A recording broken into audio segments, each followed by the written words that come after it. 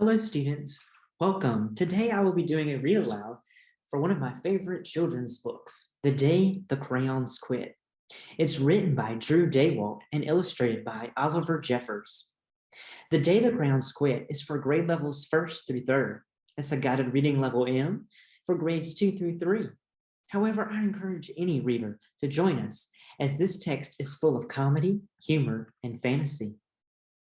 Students, I know you will enjoy this story as it takes a look at the experience that all of us have.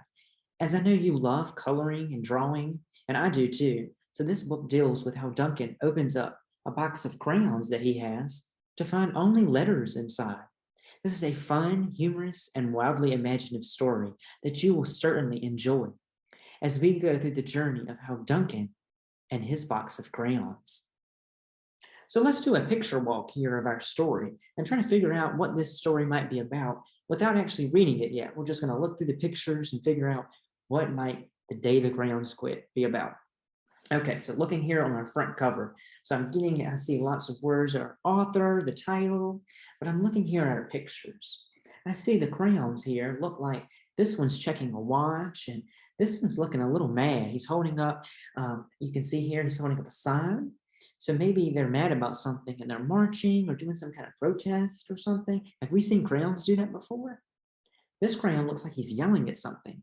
And this one's got his hands over him. It's like he's really mad. So we can obviously tell based on our facial expressions here of the crayons, based on our observational skills, that they're mad about something. So clearly, The Day the Crayons Quit is the crayons are mad, something about Duncan. So let's look at some pictures in the book, do our picture walk. Okay, so I see a lot of crayons and you're dealing with lots of crayons. Oh, this one says to Duncan and it's letters. So somebody is addressing Duncan. Okay, you can see here, we got the crayon color of white with the white cat. So I can see we're going to use multiple different colors throughout the text here. Oh, we have Black Crayon here. Black Crayon has drawn some pictures here. Okay. And lastly, let's look at the back cover. What do we see here on the back cover? So we see here, we're looking at these pictures. The crayons are looking mad again. This one's really angry. He's holding up the sign. This one is yelling. We got this one marching. The yellow crayon over here is almost like in a running position.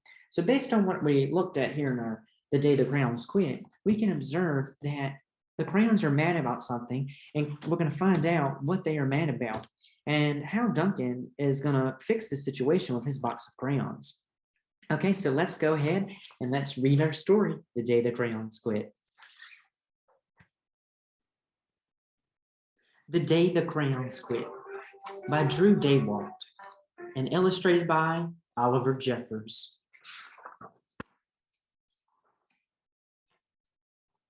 One day in class, Duncan went to take out his crayons and found a stack of letters with his name on them. Huh?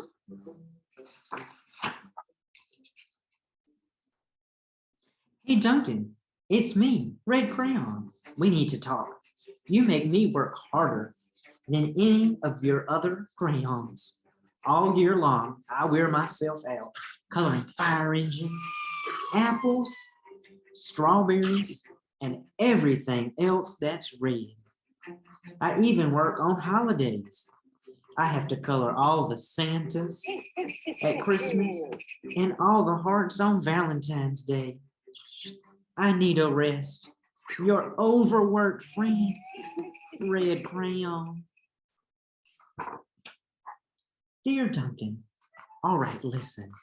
I love that I'm your favorite crayon for grapes, dragons, and wizard hats. But it makes me crazy that so much of my gorgeous color goes outside the lines. If you don't start coloring inside the lines soon, I'm going to completely lose it. Your very neat friend, Purple Crayon.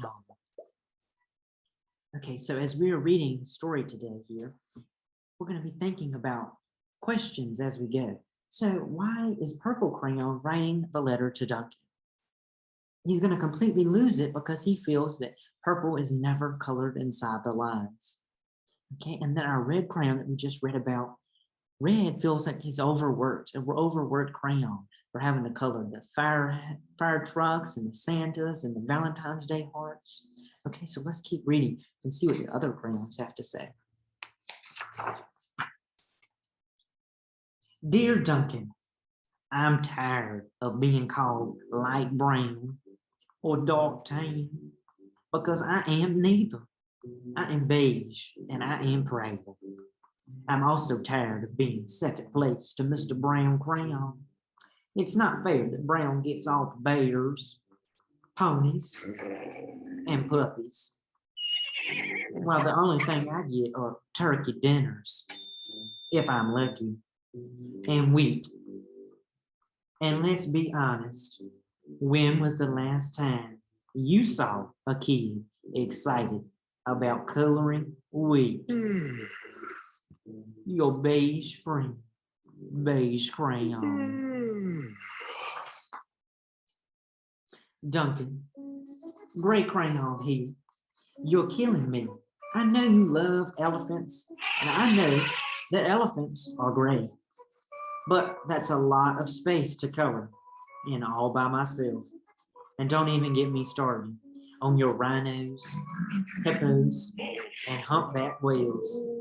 You know how tired I am after handling one of those things. Such big animals. Baby penguins are gray.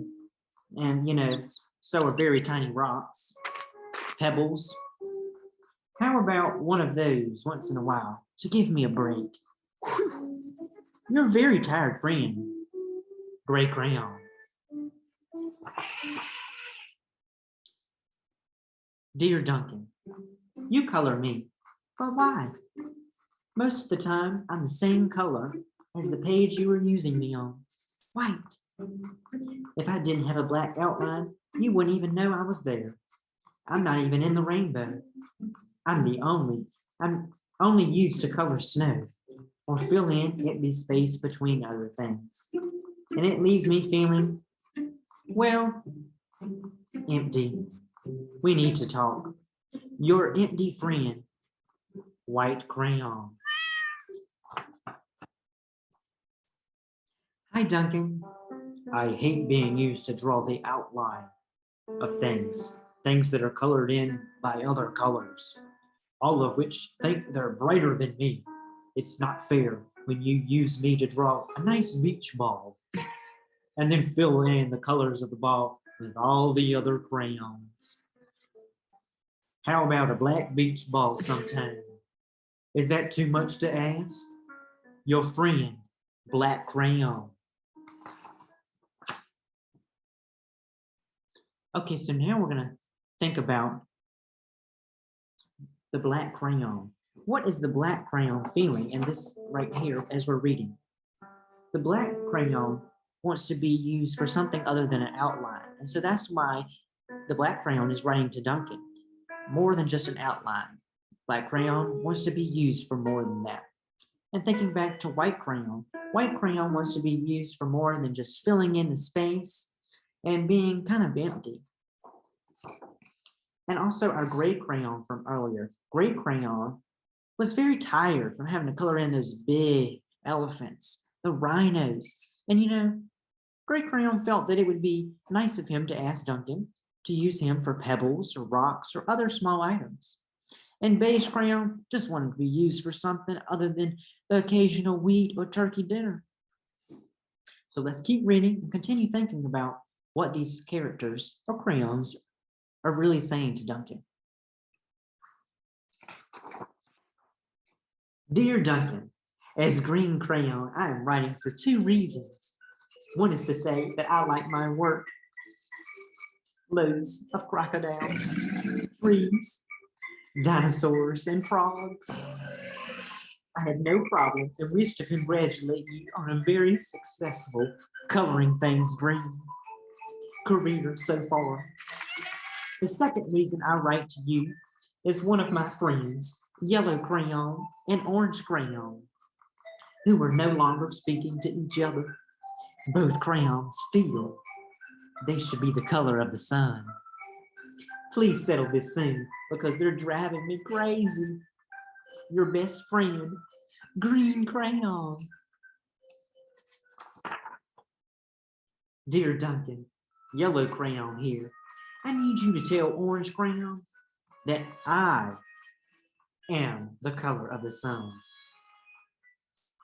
I would tell him, but we are no longer speaking, and I can prove I'm the color of the sun too. Last Tuesday, you used me to color in the sun on your Happy Farm coloring page. Coloring book. In case you're forgotten, it's on page 7. You can't miss me. I'm shining down brilliantly on a field of yellow corn. Your pal and the true color of the sun, Yellow Crayon. Okay, so right here we just read about Yellow Crayon. So it looks like Yellow Crayon, based on what Green Crayon was telling us, Green Crayon was happy for all the crocodiles and frogs. It seems to be a happy crayon. But he was worried about his friends, Yellow and Orange Crayon. And we now hear from Yellow Crayon, and his issue seems to be dealing with the color of the sun, as there's a conflict emerging here between Yellow Crayon and Orange Crayon. So how do we think that Duncan might be able to solve this problem between the two crayons? Okay, so let's continue thinking about what these characters are saying and what the text is really inferring as we read. Okay.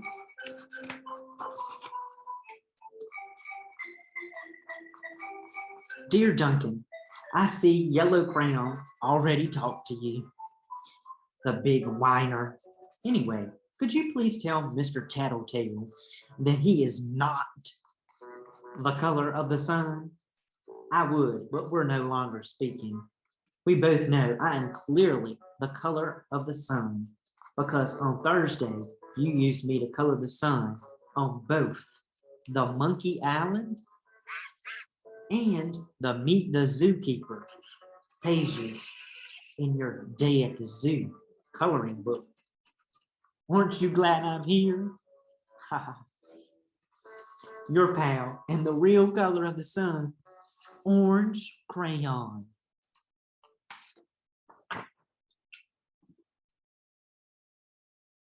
Dear Duncan, it has been great being your favorite color this past year and the year before and the year before that.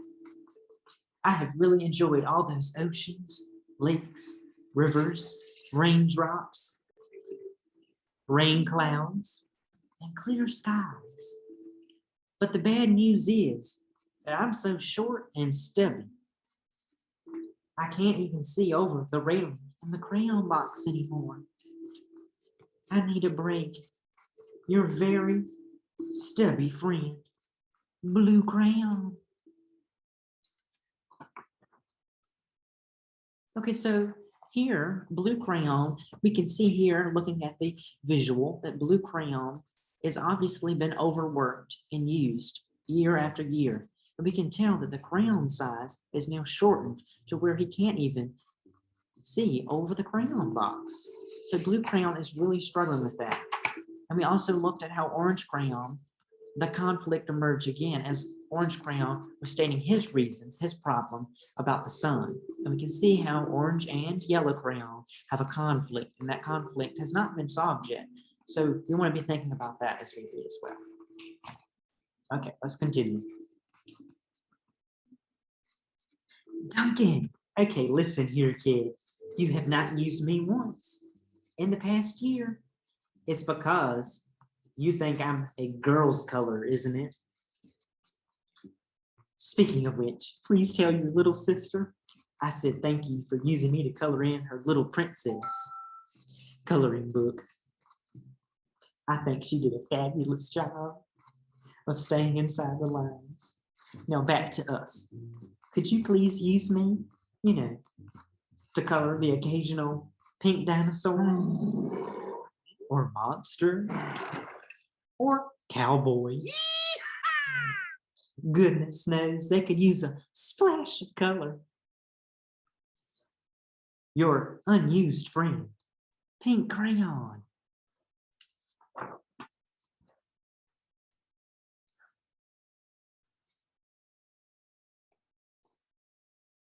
Hey, Duncan, it's me, Peach Crayon. Why did you peel me off? Peel off my paper wrapping. Now I'm naked and too embarrassed to leave the crayon box. I don't even have any underwear. How would you like to go to school naked? Whoops. I need some clothes. Help! Your naked friend, Peach Crayon.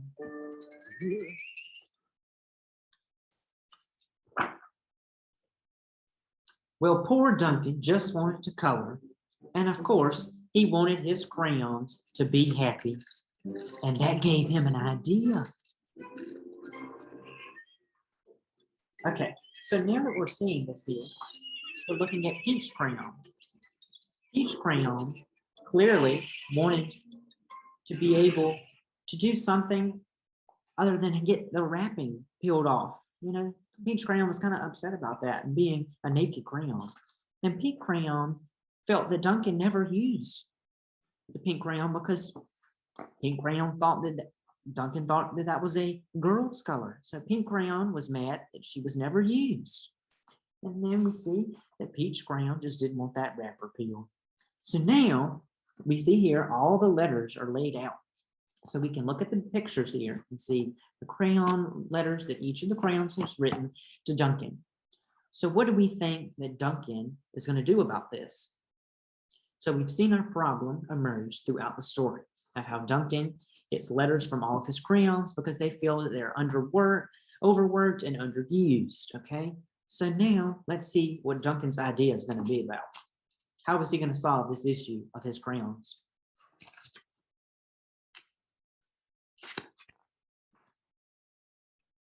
When Duncan showed his teacher his new picture, she gave him an A+ for coloring. Look at this great picture here we see on the screen. Duncan's teacher gave him an A+ for coloring. I mean, look at all of that action. This is wonderful. And an A+ for creativity. Oh, look at there, an A+ for creativity. So this is our story of the day the crayons quit. And so as we read the day the crayons quit, our protest here, we saw a protest or a march emerge as all of the crayons decided they were going to quit working for Duncan in his crayon box because they were just feeling so overworked, or some of them felt they weren't used enough or didn't like the jobs they were receiving. So we looked at the different points of view that each of these characters were feeling. So now let's look at what our main idea. So I'm going to give you a moment to think about what the main idea or the theme of the day the crayons quit was, and what really Drew Daywalt's purpose for writing this story was. The idea of the book is on empathy, and through the use of crayons, we are able to see and consider the emotions of others and how others may feel, how we can communicate how we feel, and our wishes to be understood and respected. Each crayon feels a certain way towards Duncan and how he is using them in his drawings. For example, we have Blue Crayon, feels overworked with using all of the rivers and lakes. We have Red Crayon, who is very tired from all of the hearts at Valentine's Day, the Santas. We have Beige Crayon that wants to be used for more than just beige. We have Black Crayon, for example, that wants to be used for more than just the outlines. It wants to actually be maybe used for a black beach ball. And we have Pink Crayon. And Pink Crayon thinks that Duncan never uses the pink crayon because he feels like pink is a girl's crayon. The book also looks at peer challenges, like how Orange and Yellow Crayon are having a disagreement between which crayon they feel is really the color of the sun. And we're able to look at how this peer challenge, Duncan is able to solve this problem, and how the two crayons are able to prove evidence of why they think that they are the correct crayon for the color sun. How to solve problems, and the book looks at social norms, Luckily, Duncan was able to solve the crayons' problem and make them happy again. It identifies and even the obligation versus personal choice with the crayons. And when quitting their job, these crayons is this an obligation for them to fulfill, or making sure that Duncan has crayons to use, or is it a personal choice in quitting? All of these main ideas and lessons of the story were throughout. Now, the next time you get out your box of crayons, I want you to think about Duncan and his box of crayons. But also, when an argument may arise or classmates say something to you, remember that crayons have emotions, like we read in the story.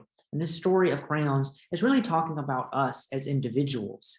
And remember that each of us have emotions.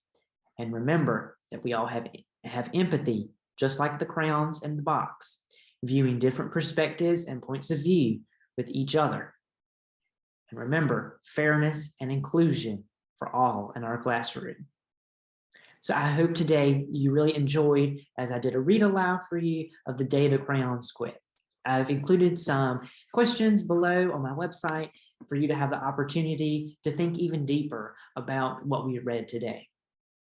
And there's also, if you are really excited about The Day the Crayons Quit, there's also other sequels to the book. Thank you so much and have a great day, students.